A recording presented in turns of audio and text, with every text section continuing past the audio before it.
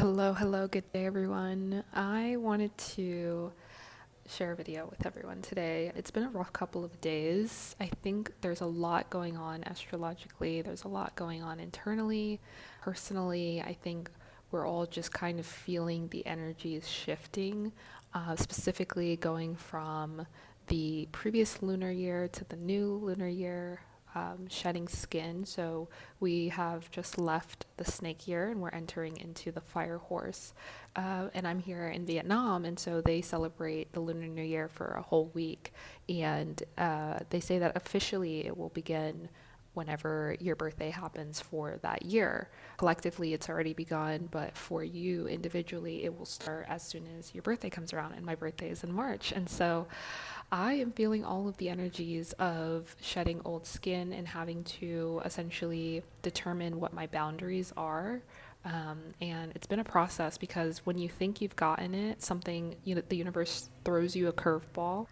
It's like, let's give you one more test to see if you really understand the assignment. And I've been getting a lot of those tests myself lately. I think a lot of it has to do with me understanding how to regulate my own emotions and balance them out. I was journaling this morning, and that was the biggest thing that came up for me was these tests, these challenges are designed to show you how to balance and regulate your emotions, because where you're going, this is a skill that's going to be necessary. The more people that you begin to interact with, the more you step into your purpose and your power. These challenges, these tests, they're necessary in order for you to see what is to come, how to navigate what is to come. So the more tests that I receive and the better I react, because it's all about how am I choosing to react to these tests. That is going to determine how much I can handle once I am fully in my mission, in my path. Being where I am going to be dealing with a lot of people. I'm going to be dealing with a lot of personalities and emotions, and I'm very aware of this. And so I have to know how to regulate my own emotions in order to hold space for others and to help them navigate theirs. And so these tests that have been coming up lately for me personally have been, when you're in it, it's almost as if you have blinders and you don't really see the bigger picture. You just are just trying to get through whatever situation you're dealing with. It's really hard for us to see the bigger picture. It's hard for us to see the purpose or the why behind what is happening. It's really hard for us to see the lesson that the universe is bringing to us. And so we tend to react out of anger. And when you're angry, for example, I had a really great teacher who used to say that anger is a break from reality. And so you don't see what's actually taking place. Your mind tends to go through certain scenarios. You tend to have these thought loops and these thought patterns that keep you stuck in a certain place. And as we know, your thoughts create your reality. So when you're angry and you've broken from reality, it's really hard to see clearly. That's why we have those blinders on during certain situations. And maybe it's not anger, maybe it's fear, or maybe it's sadness, or maybe it's grief, or whatever emotion that we've chosen to identify with at that time. It causes this blinding effect. And so we have to figure out ways to come back to reality. And this is where I share a lot of tools on my channel, one of the biggest ones being journaling. So I always have this with me. But today, for example, I was like really wanting to make a video. I was really wanting to make a video, and something happened and it kind of threw my whole day off. But I realized, I allowed myself to release, because that's really important. We don't want to suppress, we want to release. And I took a nap and I journaled about it. And I was like, I'm not going to allow this to derail my day. And I wonder how many times in the past, or how many times, in the present, do we allow for situations or people or things to just come in and throw our entire day off? Very often. And so we need to have tools prepared for when these situations occur. And I originally wanted to talk about breath work in this video because that's something that's always been able to help me. And so I'll share 3 simple breath work techniques that you can do in moments of disconnection from reality, or moments where you feel as though your emotions are taking over you and you are no longer in control of your emotions. We want to be able to navigate ourselves back to equilibrium, to balance.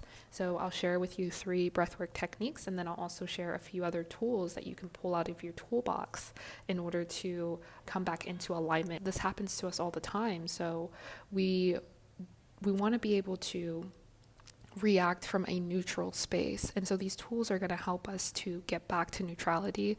These tools are going to help us when we're unsure of what to do, when we don't know where to turn. I promise you, if you implement these things that I'm going to share with you, you will be able to handle any situation that comes your way. And remember, these challenges are just to prepare us for what is to come. If your purpose and your mission in life is to help other people, you have to be able to deal with the curveballs that are going to come your way. I'm going to share 3 breathwork techniques. The first one we have is alternate nostril breathing. This is one of my favorite techniques to incorporate in my yoga practice. It's great for balancing the masculine and the feminine. And so essentially with this, you are also able to reduce stress. So if you encounter a stressful situation, or if you just feel a lot of anxiety, or if you feel like you need something to pick you up and help you start your day, I recommend doing this exercise. For alternate nostril breathing, there are a few ways that you can do this technique in terms of your finger placement, but you want to take your right hand, and I typically like to put my pointer finger and my middle finger on my forehead and my thumb on my right nostril, and then I use these fingers for my left nostril once we get to that point. So what you want to do is get into position, and then you'll take your thumb and put it on your right nostril and your fingers here, and then you'll have the others on here. And sometimes people will just leave their pinky out like this, whatever is most comfortable to you. Once you're in position, you want to breathe in through your left nostril, close your left nostril, open your right nostril, and breathe out. Breathe into your right nostril, close it, and breathe out through the left, and then breathing in through the left nostril. And you repeat the same thing on the other side. So that is alternate nostril breathing, and you want to do that about 8 to 10 times on each side. And essentially, once you're done, you'll feel that not only are both hemispheres of your brain in sync, but you are also more balanced in both the masculine and feminine energy within your body. So that is alternate nostril breathing, and that's a technique that I like to incorporate in my daily practice. And the next one we have is box breathing. So box breathing is something that you can do anytime, anywhere. And so box breathing, all it entails is picking an interval. I typically like to go with 4 to 6. You're going to breathe in for a count of 4. You're going to hold for a count of 4. Then you breathe out through your mouth for a count of 4, and then you hold your breath for a count of 4. And then you breathe in through your nostrils for a count of 4. You hold for a count of 4, breathe out through your mouth for a count of 4, and then hold for a count of 4. And you do that process about 8 or 10 times. This is also going to bring in balance, and it's also going to calm your nervous system so that you can have clarity in order to proceed with whatever it is that you want to do.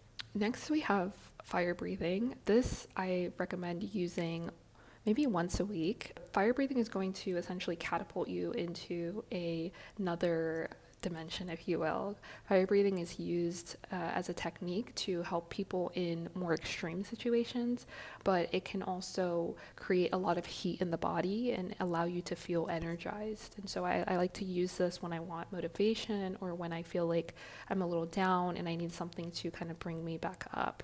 And so fire breathing, it has a lot to do with Kundalini. So what you're going to do is make sure that you're sitting in an upright position, and you're going to breathe in and clench your bottom muscles, and then you're going to breathe the energy up and bring the energy up. And when you feel as though the energy has reached the back of your head, essentially, your prana, your chi, once you feel as though it's come to the back of your head, you're going to start breathing out. But the fire breathing is really important because what you're doing is very intense, and you want to do this about 21 times or so, where you're essentially breathing through the nose very, very quickly without fully exhaling. So it looks something like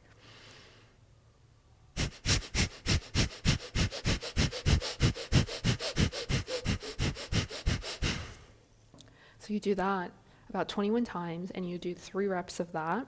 You'll feel increased energy and vitality, enhanced digestion, and it's also great for detoxification and also reducing stress and anxiety. There's so many other benefits that come along with these breathing techniques, so I encourage you to do your research. And in my community, I do have a course specifically about certain breathwork techniques that you can begin to incorporate in your day, and if you're interested in that, the link is down below.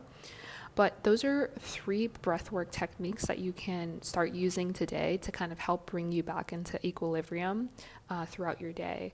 So the next one I have is journaling, which is one of my favorites. And the thing about journaling is that it is a great tool to use when you want to express how you feel without having to directly express it to an individual, or if you don't have someone to talk to in the moment. For example, I like to say that my journal is my first line of defense when it comes to therapy. I let it all out. It's a great form of release, and it also allows you to be honest, and it allows you to really get all of it out so that you can see essentially the breadcrumbs of where these emotions are coming from. And it's best to do this before reacting to a situation, because it allows you to get all of your thoughts out. It allows for clarity to come in and for you to proceed accordingly. Some other things that I personally do, I think resting is a really good option, because when you decide to rest when things feel out of balance, you tend to wake up refreshed. All of this is about gaining clarity, embodying clarity, because when we're angry, when we're sad, when we're frustrated, it's really hard to see what is going on. Like I said, we have these blinders on, and so we want to do things that are going to bring in clarity, whether that's journaling, whether that's resting, whether that's going for a walk and doing a meditation. These are all tools that we can utilize in moments of frustration, anger, depression, etc. Not only are these going to raise your vibrations and your frequency and make you feel better, it's also a great way to regulate your nervous system in these uncertain times. And so those are some tools that I use every single day. And again, I have some additional resources and tools on how to embody clarity, how to regulate your nervous system, and how to utilize these tools to help bring balance into your life. And those are all linked down below. If you have any questions about any of the techniques that I've mentioned here, feel free to check out other videos that I've posted or ask any questions in the comments down below. And I will see you guys next time.